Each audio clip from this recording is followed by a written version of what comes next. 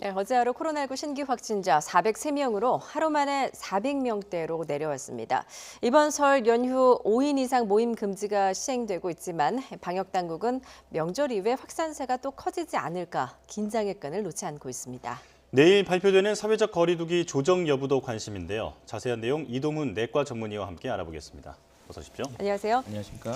예, 오늘 0시 기준으로 이제 신규 확진자 다시 400명대로 내려왔습니다. 설 연휴를 맞아서 아무래도 검사 건수가 좀 줄어든 영향이 있을 텐데 지금의 추이 어떻게 보고 계십니까? 네, 지금 어저께 하루에 403명 정도 돼서 그저께보다는 약간 줄어든 것 같은데요. 전체적으로 크게 보시면 한 연말 정도 한 1000명대까지 저희가 올라가서 많이 걱정하지 않았습니까? 네. 그 뒤에 한 1, 2주 사이에 한 500명대까지는 많이 빠르게 떨어졌었거든요. 그 시점에서는 우리가 굉장히 긴장도가 올라갔었고요. 그에 굉장히 추운 그 추위도 강추위가 있었고 폭설도 내렸습니다. 그래서 자연스럽게 이 사회적 거리두기 운동 3단계에 준하는 그런 행동을 우리가 보였거든요. 예. 그 결과 굉장히 급격하게 확진자 수가 감소한 반면에 1월 한 20일 전부터 지금까지는 거의 한 300명에서 500명 사이에서 등락이 반복되고 있습니다. 보시면은 이제 거의 평평하게 이동되고 있는데요. 이것을 보면은 우리가 아무래도 긴장도가 좀 완화된 면도 있었고요. 그리고 아마 이 코로나 바이러스도 호흡기 질환 바이러스이기 때문에 한 코로나 바이러스 같은 호흡기 질환 바이러스는 3월까지는 유행을 합니다. 그렇기 네. 때문에 앞으로도 좀 주의하셔야 될 것 같고 예. 최근에 전문가분들께서 3, 4월 봄에 좀 걱정된다 이런 우려의 목소리를 내고 있는 이유 중에 하나도 독감들이 보통 3, 4월에 유행을 또 한 번 합니다. 그래서 네. 보통 겨울에 초반에는 A형 독감이 유행하고 그 뒤에 봄에는 B형 독감이 서로 다른 종류의 독감이 유행하는데 최근 코로나19 바이러스도 변이형이 좀 국내에 들어오고 있거든요. 그런 것을 보면은 저희 좀 아직도 주의를 좀 기울여야 되지 않을까 생각이 됩니다. 예. 예. 자, 확진자 대부분이 수도권에 집중돼 있다는 것도 우려되는 부분입니다.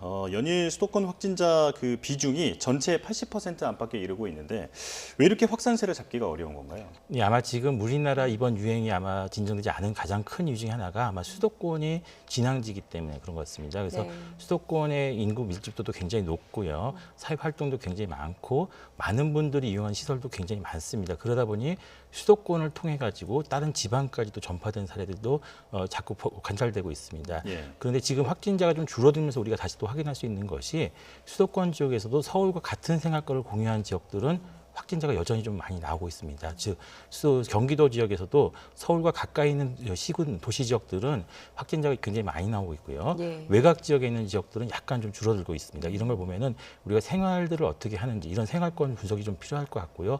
각 시군구 지자체에서도 아마 사회적 거리두기 운동을 계속 오래 하다 보니까 많은 분들이 굉장히 힘들어하고 계시거든요. 예. 그래서 이런 것들을 좀 완화시킬 때도 우리가 긴장의 끝을 놓치지 말아야 될 지역들이 있거든요. 이런 지역들은 좀 더 관심을 가지시고 특히 많은 분들이 이용하는 시설들, 밀집되어 있는 공간들, 그리고 최근에 우리가 여러 번 문제가 되고 있었던 종교 모임, 종교 단체들 이런 것들은 좀 더 관심을 가지고 주의를 기울일 필요가 있을 것 같습니다. 예. 어제 이제 수도권 임시검사소 익명검사에서도 지금 81명이 확진이 됐습니다. 이게 수도권 지역 발생의 27%를 차지를 하는데 이건 어떻게 봐야 되는 겁니까, 교수님? 아직까지도 우리 예. 지역에 숨겨져 있는 그런 환자들이 많다는 것이고요. 저희가 이번에 그래도 이제 이런 코로나19 상태를 진정시키는 데 가장 큰 기여를 한 것이 지금 나오고 있는 임시검사소에서 예. 굉장히 많은 확진자들을 발견했습니다. 지금 예. 증상이 없음에도 불구하고 우리가 선제적으로 검사를 할 수 있도록 이게 했기 때문에 이분들이 만약에 계속 사회활동을 했으면 굉장히 많은 지역에서 확진자 전파시켜서 가능성이 높았었겠죠. 네. 지금도 아직도 50명에서 100명 정도 계속 확진자가 여기서 관찰되고 있기 때문에 아마 단계를 줄이더라도 이 검사는 계속 유지해가지고 국민들이 좀 더 쉽고 간단하게 접근할 수 있는 방법을 만들어 놓는 게 좋을 것 같고요. 국민들도 수도권 지역에 계실 경우에는 저도 뭐 모든 환자들한테 말씀을 드리지만 호흡기 증상이 있을 경우에는 반드시 검사를 해서 이 코로나19라는 게 아니라 코로나19가 아니라는 걸 먼저 확인하셔야 됩니다. 지금 코로나19에 가려서 그렇지 다른 질병도 많이 유행하고 있습니다. 예. 특히 최근에는 장염, 위장 질환이 많거든요. 노로바이러스 감염 때문에 이것도 똑같이 열이 나기 때문에 저희가 코로나19가 아니라는 걸 확인을 하는 좀 작업이 좀 필요합니다. 그래서 이 아니라는 걸 확인하는 것이 굉장히 중요하고 그래야지 본인도 활동이 좀 편할 수 있고 만약에 초기에 발견할 경우에 지역사회 확산을 좀 막을 수 있는 중요한 길이 될 것 같습니다. 예. 네. 자, 이런 가운데 설 연휴가 끝난 다음부터 15일부터는 이 익명 검사를 실명 검사로 전환하기로 했습니다. 이건 어떤 효과를 노리고 이렇게 바꾸는 건가요? 지금 익명 검사라니까 전화번호랑 간단한 우리 연락처만 기재하는 것 같습니다. 저희들도 이제 의료기관에서 환자분한테 연락을 취할 길이 있는데요. 가끔 전화번호가 잘못되거나 다르게 나올 경우에는 연락이 안 되는 경우가 있어요. 그럴 경우는 주소지라든지 다른 경로를 통해서 연락을 드려야 되는데 아마 익명 검사를 하면서 너무 익명성을 강조하다 보니까 그런 연락에 약간 지연이 되는 것 때문에 실명을 전하는 것 같습니다. 그렇지만 실명 검사라고 하더라도 검사할 때 증상이 없더라고 해도 쉽게 접근할 수가 있으니까 너무 부담을 갖지 않고 검사를 접근하는 게 좋겠고요. 좀 꺼림직하시더라도 이 검사하는 것 자체는 그렇게 어렵지 않고 이미 많은 분들이 아마 검사를 해보셨을 것 같아요. 그래서 예. 검사하는 공간에서 절대 감염되지 않고 굉장히 어렵지 않은 검사이기 때문에 좀 적극적으로 활용하셨으면 좋을 것 같습니다. 네. 이번 설 연휴에도 이제 5인 이상 사적 모임은 금지가 됐는데 그럼에도 불구하고 좀 이동이 좀 많은 시기가 아닐까 싶습니다. 방역 당국은 이번 설 연휴가 재확산의 통로가 되지 않을까 우려를 하고 있는데 어제 있었던 방역 당국의 브리핑 내용 직접 듣고 오겠습니다. 우리 고향집은 괜찮겠지 하는 이러한 방심이 또 한 번의 전국적인 유행을 가져올 수 있습니다. 지금의 감염세의 경각심을 가지고 계획을 변경해 주실 것을 간절히 말씀드립니다. 예, 우리 가족은 괜찮겠지. 이런 방심이 오히려 대유행을 부를 수 있다라고 다시 한번 경고를 했는데 지금 5인 이상 사적 모임이 금지돼서 가족 단위 모이는 건 이제 사실상 못하지만 조금 전 리포트에서 봤듯이 또 각종 나들이 객들이 뭐 산과 바다로 놀러 가시는 분들도 많거든요. 이번 설 연휴 이후에 확산세 좀 어떨 거라고 예상하십니까? 아마 지금 가족 간에서 5인 이상 모임을 이제 금지하는 건 사실 좀 어떻게 보면 약간 과도한 측면이 네. 있습니다만 방역 당국도 적극적으로 뭐 어떻게 처벌한다기보다는 이렇게 강력하게 모이지 마십시오라는 그런 메시지를 전달하고자 하는 것 같고요. 그렇지만 이제 수도권에 계신 분들이 다른 어르신들 만나기 위해서 가셨다가 이제 전파된 사례들이 종종 있기 때문에 이번 명절까지는 조금 이제 자제하시는 게 좋지 않을까 생각이 듭니다. 예. 물론 이제 지금 걱정이 되고 있는 게 그럼에도 불구하고 방금 말씀하신 것처럼 이동량은 꽤 있고요. 예. 실제로 어제 오늘 확진자들이 이제 발표되는 것을 보면은 다른 지역에서 확진되신 분이 좀 있습니다. 그러니까 거주 지역 이외의 지역에서 확진되는 사례들이 좀씩 보고되고 있거든요. 그렇게 보면은 설 연휴가 지난 다음에 일정 정도 이게 수도권에 있던 그 확진자 규모들이 늘어나거나 지방으로 좀 이렇게 확산될 가능성도 좀 배제할 수 없기 때문에 만일에 이번 연휴 동안에는 조금 더 아직 내일하고 모레가 있기 때문에 조금 더 신중한 결정하시는 게 좋지 않을까 생각이 듭니다. 예. 네.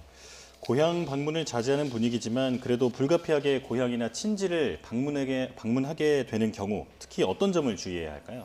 가장 중요한 건 뭐 5인이 중요한 건 아닙니다. 사실은 5분, 10분이 중요한 건 아니시고요. 아프신 분이 있으시면 안 됩니다. 그러니까 몸의 상태가 안 좋거나 찌뿌둥하시거나 열이 있으시면 당연히 안 가시겠지만 가벼운 감기라고 스스로 판단하시고 가시는 경우가 이제 문제가 되겠고요. 확진자가 있을 경우에 문제가 되는 것이지 확진자가 없을 경우에는 문제가 되는 건 아니거든요.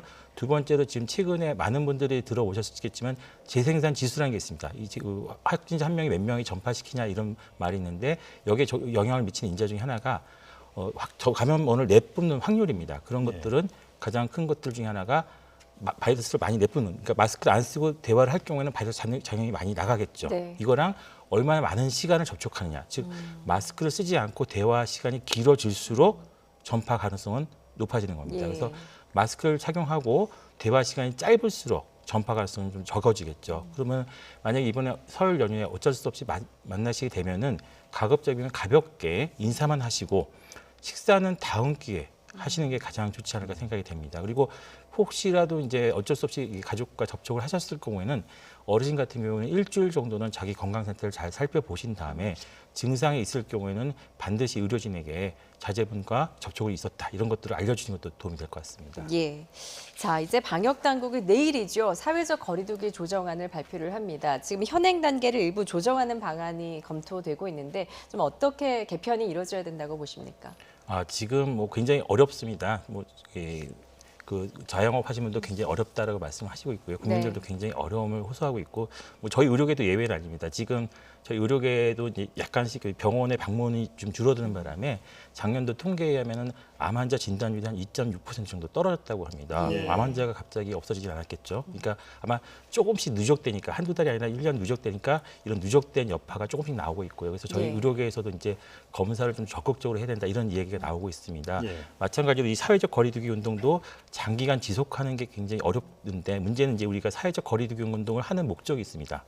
우리 의료 체계가 감당할 수 있을 정도로 확진자 수를 유지하겠다 이것이거든요. 그러면 만일 사회적 거리두기 운동을 감소시킬 경우에는 확진자 수가 약간 늘어나겠죠. 예. 그러면 우리가 의료 역량을 좀 더 늘리는 데 좀 투자를 해야 되는데 지금 이야기가 나오는 것은 이제 단계를 좀 줄이고 기준을 좀 간단하게 하자 이런 이야기는 많이 나오는데 예. 의료 역량을 늘리는 것에 대한 관심은 약간 부족한 것 같아요. 그리고 사실 의료 체계가 약간 부족한 이유 중에 하나는 우리가 오랜 시간 누적되어 온 우리나라 의료 체계에 문제가 있습니다. 그래서 단시간에 좀 바꾸기 어려운 측면도 있거든요. 네. 그렇기 때문에 이런 것들도 좀 고려해가지고 앞으로는 사회적 단계를 줄이거나 이제 개편할 때 그럼 얼마만큼 우리가 의료 체계에 투자를 할 것인가. 지금 사회적 거리두기 운동을 피해하는 그 재난지원금이 엄청난 규모거든요. 예. 이 부분의 일부만 의료 체계에 투자하면은 그 역량을 좀 더 많이 올릴 수가 있습니다.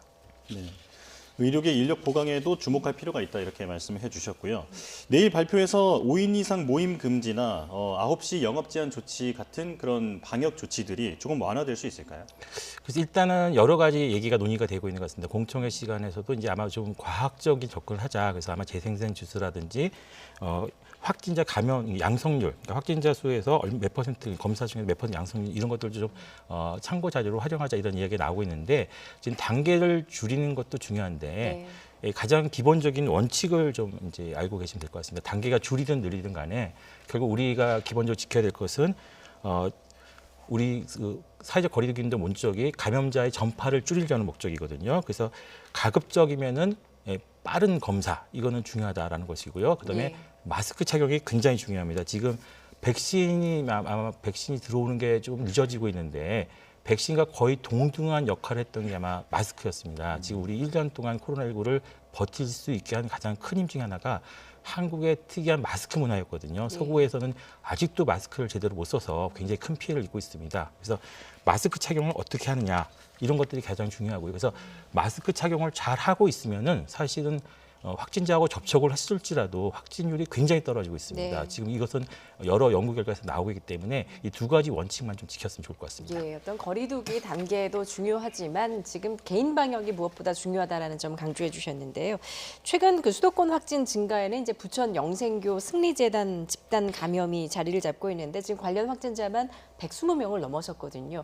N차 감염 또 이른바 또 지역사회 감염으로 계속 번질 가능성이 있을까요? 예, 그렇습니다. 저도 이제 반복되는 얘기지 예. 않습니까? 종교 모임의 집단 감염이 반복될 경우에 네. 이제 많은 확진자가 나오는데 그 이유 중에 하나가 이제 고령분들도 많고 밀접 접촉을 많이 합니다. 이번에 좀 안타까웠던 게 첫 번째 환자분이 한 2월 3일 날 증상이 조금 있으셨나 봐요. 근데 아마 본인은 감기라고 생각하시고 넘어가셨는데 아마 2월 7일 날 학생이 확진되면서 그 다음 날 이제 확인되면서 약간 지연된 것이 좀 아쉬웠는데 이런 종교 모임들 같은 경우는 이제 어쩔 수 없이 이제 다 많은 분들이 집단 감염이 있을 수 있는데 우리가 안 생기면 좋겠지만 생겼을 경우에는 적극적인 협조가 가장 중요한 것 같습니다. 그래서 몇몇 사례들을 경기도에서도 보면은 적극적으로 협조했던 경우에는 지역사회의 충격파가 상당히 적었습니다. 그런데 협조하지 않고 이제 막 검사에 좀 약간 비협조적으로 하고 늦어지고 이렇게 되면은 전 수도권 이외의 지역까지 이제 확산되는 경우가 있었는데 이번에도 약간씩 검사가 지연되고 있는 것이 좀 안타까운데 네. 아무래도 지금 교회 측에서는 적극적으로 협조하겠다 그랬으니까 지금 검사를 안 하시고 계신 분들은 지금이라도 빨리 가서 검사를 해가지고 격리 조치를 하시면은 우리 지역을 좀 안정시킬 수 있고 가족과 친척도 안정시킬 수 있는 겁니다. 예. 조금이라도 증상이 있으면 선제 검사를 반드시 받아야겠습니다. 영생교 관련 확진자 대부분이 50대 이상이고 또 7, 80대 고령층이 많다는 점도 상당히 우려되는 부분인데요. 확진자 대부분이 기숙사에서 공동 생활을 했다고 하는데 그만큼 바이러스 감염에 취약한 환경이었다 이렇게 볼 수 있겠죠. 예, 그렇습니다. 아마 그 어르신들이 많은 게 종교 모임의 특징이거든요. 그리고 종교 모임 특징 자체가 같이 모여서 기도하시거나 노래를 부르면서 비말이 많이 생길 수가 있습니다. 그래서 이런 환경 자체들이 아마 전파를 이제 더 많이 확산시키는 것 같고요. 여기에다 기숙사에서 이제 같이 모이는 경우에는 아무래도 생활을 같이 하고 또 마스크 착용을 유지하기가 어렵기 때문에 이런 공간들 자체가 좀 문제가 될 수가 있는데 이런 것들은 이제 우리 이번 사례뿐만 아니라 앞으로도 이제 좀 문제가 될 수가 있는 게 3월 달이 되면 어떤 형태인지 모르겠지만 학교들이 개학을 하게 되고 일부 학교는 기숙사 시설을 또 갖고 있습니다. 그래서 네. 아마 학교에서 조금 더 이런 공동체 모임에서는 이 기숙사에서 생활하신 분들에 대한 관리를 좀 철저히 해야 될 것 같고 예. 거기에 계신 분들도 본인의 증상이 경미하다고 스스로 판단하지 말고 좀 더 적극적으로 대응할 필요가 있을 것 같습니다. 예. 백신 주제로 넘어가 보겠는데요. 이제 국내에 처음으로 도입되는 백신이 바로 아스트라제네카 백신인데 계속 고령층 접종 논란이 일고 있습니다. 지금 관련해서 유럽 10개국이 고령층을 접종 대상에서 제외를 하고 있는데 WHO 자문단은 65세 이상도 접종을 해라라고 권고를 했거든요. 좀 혼선이 빚어질 수밖에 없을 것 같은데 어떻게 해야 되는 겁니까? 이제 WHO라는 조직하고요. 각 예. 국가들하고는 서로 다릅니다. 그래서 WHO가 작년에 팬데믹 선언을 했는데 사실은 그때 WHO가 공고했던 내용은 우리나라에서 이미 하고 있었던 내용들이었습니다. 네. 무슨 말이냐면 우리나라는 중국 바로 옆에서 그때 한창 확진자가 많아서 이미 상당히 고강도 대책을 하고 있었거든요.